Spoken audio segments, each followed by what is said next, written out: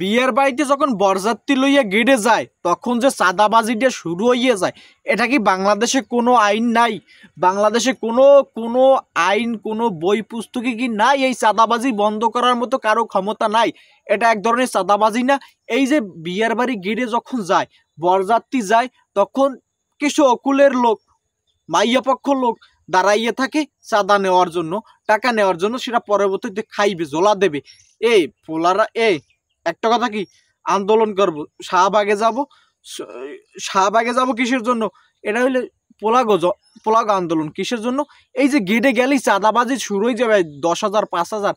পোলাপানি কি বিয়ে করতে পারবে না? এদের কি বিয়ে করতে মনে চায় না? বিয়ে করতে গেলেই আবার গেটে টাকা চায়। তারপর কি, গেটে যাওয়ার পরে যখন দুলার খাওয়া শেষ হয়ে যাবে, তখন আদ্য হইতে গেলে আবার চাঁদাবাজি শুরু হয়ে যায়।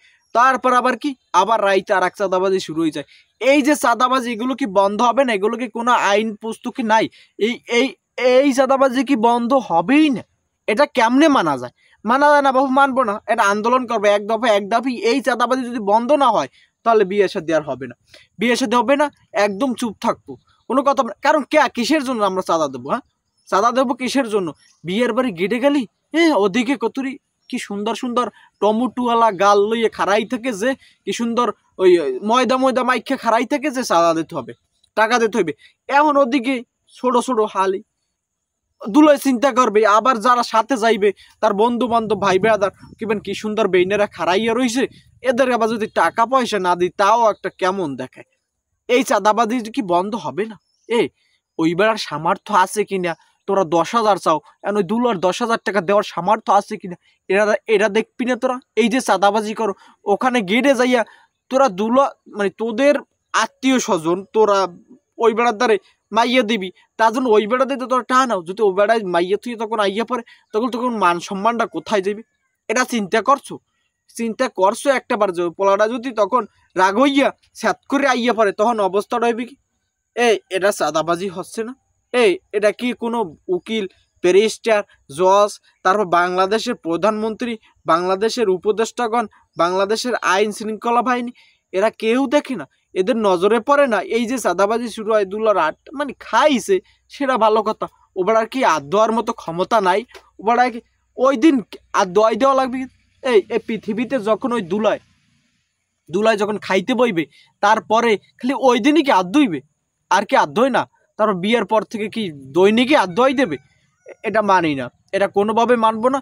এই যে চাঁদাবাজি, এই যে বাটপারি, এই যে ভণ্ডামি, এগুলো বন্ধ না হইলে তাহলে শাহবাগে যাইতে হবে, এক দফা আন্দোলন করতে হবে। কারণ এই আন্দোলন না করলে, এই যে ধরেন বিয়ের বাড়ি গেলে কিসের জন্য টাকা দিতে হইবে?